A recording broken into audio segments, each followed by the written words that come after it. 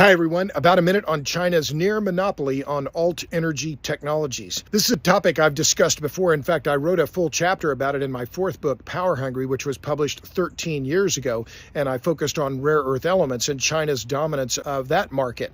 But last week, the International Energy Agency, which is based in Paris, put out a new report that documents China's manufacturing dominance when it comes to alternative energy technologies. They said China, this is a quote, China currently dominates the manufacturing and trade of most clean energy technologies, end quote. What does that include? 95% of the world's supply of cobalt, 75% of the silica-based photovoltaic modules, and 75% of the batteries used in EVs come from China.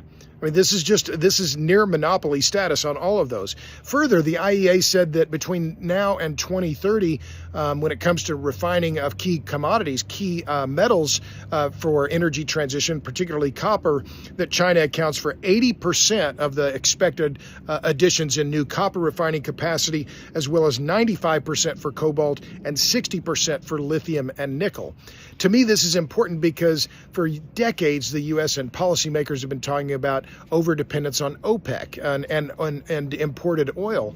But now the energy transition or moves toward alternative energy are going to require almost complete dependence on a single country, China. OPEC has 13 members.